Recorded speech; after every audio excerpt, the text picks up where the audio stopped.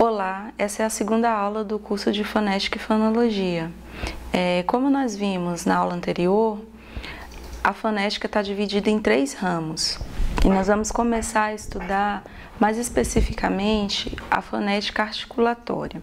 Porque nós vamos estudar mais fonética articulatória e não fonética acústica e nem auditiva. Porque, na verdade, os estudos de fonética articulatória se desenvolveram muito mais do que os de fonética acústica e de auditiva, tá? De fonética acústica se explica pela necessidade de se ter aparelhos e programas para ajudar a fazer a análise, tá? Então, como na fonética articulatória você vai trabalhar com a articulação e, sobretudo, a observação, então os estudos se desenvolveram muito mais. E aqui também, para o nosso curso, o que é mais interessante é aprender como os sons são articulados, tá? Para depois a gente utilizar na fonologia no reconhecimento dos fonemas. Então, a gente sabe que não existe especificamente no corpo humano um aparelho ou um sistema como sistema digestivo, respiratório ou articulatório que foi feito para fala, tá? O que o ser humano fez foi adaptar, utilizar, melhor dizendo, alguns dos órgãos existentes já no corpo humano, que fazem parte de outros sistemas, para falar. Esses órgãos a gente acaba chamando por convenção de aparelho fonador. Então, como é que está constituído o aparelho fonador? Você pode observar lá na página 27 da sua apostila. O aparelho fonador é constituído pelos pulmões, pela laringe, pela faringe, pela cavidade nasal e pela cavidade bucal. Quando a gente fala de cavidade bucal, a gente vai pensar na língua, nos dentes, nos lábios, nos alvéolos e no palato duro e no mole, certo? Então, essa é a constituição do aparelho fonador. Você vai observar lá na página 27 da sua apostila que você vai ver cada um dos órgãos lá que constituem o aparelho fonador discriminados, tá certo? Para não ficar só falando e você não visualizar. Dê uma olhadinha lá. Agora, quando o som é produzido, o que é interessante a gente saber? Como que é produzida a corrente de ar? De que forma, em que direção o ar é produzido quando você emite um som, tá? Quando você produz um fone. A corrente de ar, para a produção do som, ela é contrária do que a gente faz quando respira, tá? Então, quando você respira, você puxa o ar e ele vai daqui da boca até chegar lá nos pulmões, certo? A produção de som faz o caminho inverso, tá? Então, a gente tem o início da produção do som, da emissão do ar nos pulmões. Dos pulmões, o ar vai passar pela laringe, pela faringe, e aí vai ou para a cavidade nasal ou para a cavidade bucal, certo? Então, na verdade, é esse movimento aqui, essa direção que o ar faz, a corrente de ar faz para você produzir um som. Essa corrente a gente vai chamar de egressiva, tá? Então, a corrente que você faz para produzir, a corrente de ar realizada, emitida para produzir um som, é a corrente egressiva. E a corrente que faz a respiração é ingressiva. Para nós não é relevante, tendo em vista que a corrente ingressiva é só para respiração e não faria nenhum som distintivo para a gente. Então, o importante mesmo é pensar na corrente de produção de ar, que é egressiva, certo? Vindo daqui dos pulmões até a cavidade nasal ou bucal, certo? Os sons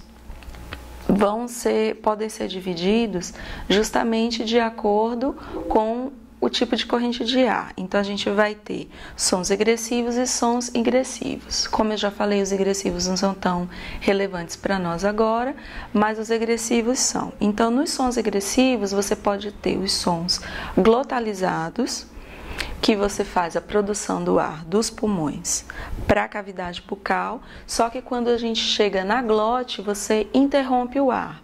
É como se fosse um soluço, tá? Para você observar bem, eu vou fazer o som glotalizado, o glotal, entre duas vogais, porque aí você observa bem, é como se fosse um corte, tá? Então a gente tem a, e, i, a. Então é como se você segurasse o ar, tá certo? Então isso é um som glotal. Você também pode ter os sons ejetivos e implosivos. Esses têm uma modificação na cavidade supraglótica, então está um pouquinho acima, certo? Outro som interessante também, egressivo, que a gente tem são os cliques, tá? Como é que os cliques são produzidos? O ar vai ser retido na cavidade bucal. E aí o que você vai fazer? Você vai elevar a parte posterior da língua ou para o palato mole, vai levar, perdão, para o palato mole e vai pressionar ou os lábios ou a língua contra os alvéolos ou o palato. Então, basicamente é isso aqui.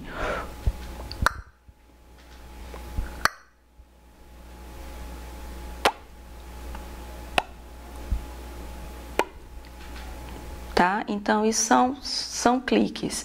Os cliques no português, eles não fazem parte do sistema, não são distintivos, nem são relevantes para o estudo da fonologia, nem da fonética, nem da fonologia.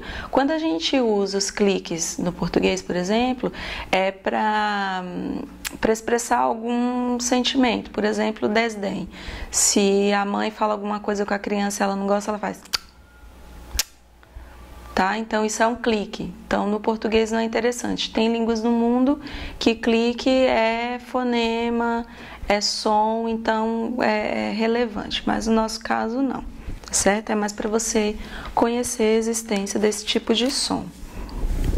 Agora, a gente já falou da corrente de ar, da produção do som, do aparelho fonador, e aí a gente vai começar a discriminar dentro do aparelho fonador o que nos é mais importante agora. Então, na laringe, a gente localiza as cordas ou pregas vocais. O que são as cordas ou pregas vocais? Elas são dois lábios formados pelo músculo tireocricoide. Não se preocupe que você não vai precisar decorar esse nome, é só você saber, tá? Mais o ligamento, que é um tecido elástico, certo? Aí uma extremidade das cordas vocais é ligada às cartilagens aritenoides e a outra é ligada à tireoide, que é aqui, ó, essa glândula aqui, que nos homens é mais protuberante, a gente chama de pomo de Adão, tá? Então, quando as cordas vocais, elas se abrem, né? Quando você tem essa abertura aqui, o triângulo que se faz, a abertura triangular entre as cordas vocais é chamada de glote. Lembra que eu falei para você agora do som glotalizado? Então, quando você faz onde você fecha ali o ar, fecha a passagem para o ar não passar, que você tem a glote, certo? Por que é importante a gente saber disso aqui? Porque a partir do movimento das cordas vocais, a gente vai distinguir no português e em outras línguas também os sons surdos e os sons sonoros. Isso vai ser importante para a gente aqui e mais na frente quando estivermos estudando fonologia. Então, quando a gente fala dos sons surdos ou desvozeados, você também vai encontrar esse termo, é a mesma coisa que surdo, dependendo do autor ele utiliza desvozeado ou surdo. O que acontece na produção do som? As cordas vocais ficam separadas, tá? A glote fica aberta e o ar que vem dos pulmões passa sem vibrar, então não tem vibração nenhuma. Como é que a gente sabe se um som, quando é produzido, vibra ou não? É fácil, é só você colocar o seu dedo aqui, um dos dedos aqui, na tireoide e produzir o som, tá? Se aqui vibrar, é um som sonoro, se não vibrar, é surdo. Então, por exemplo, você tem Se você observar, nenhum desses sons, quando você produz, faz vibração aqui na tireoide. Então, por isso que eles são considerados surdos ou desvozeados, tá? Agora, mesma coisa, na palavra 5 e chá. Se você observar o s, não vibra aqui, tá? E se você observar o sh, também não vibra. Por quê? Porque são sons surdos. Agora, quando a gente tem sons sonoros ou vozeados, é totalmente o contrário. As cordas vocais vão estar unidas, a glote vai estar fechada e o ar que vem dos pulmões passa com vibração. Então, a gente tem zinco, z. Se você colocar aqui, você vai sentir vibrar. Zinco e já. Zinco, já. Tá? Então tem z, j. Ok? Então, colocando o dedo aqui, você sente a vibração.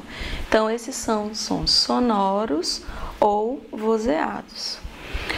Por que é importante essa distinção? Porque no português, que especificamente em outras línguas também, mas no português, a sonoridade vai distinguir as consoantes. Então, eu vou, por exemplo, ter P, T, Q, que são surdas, e B, D e G, que são sonoras, tá?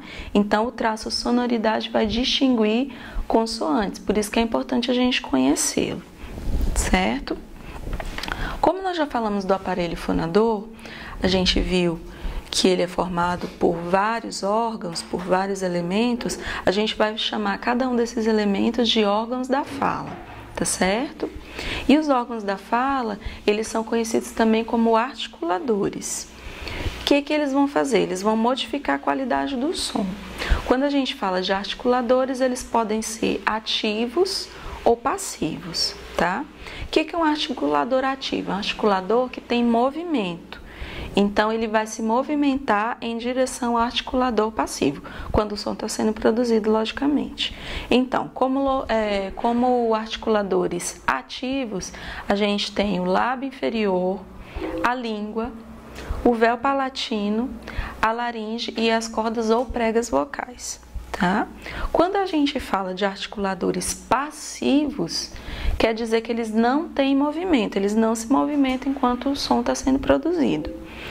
Como articuladores passivos, nós temos o lábio superior, os dentes superiores, o céu da boca, tá? Que aí vai ser constituído pelo alvéolo, que é logo essa parte atrás dos dentes incisivos, certo? Dos superiores. O palato duro, o palato mole e a úvula, que também é chamada de campainha, tá certo? Então, aqui a gente termina a aula 2 do nosso curso.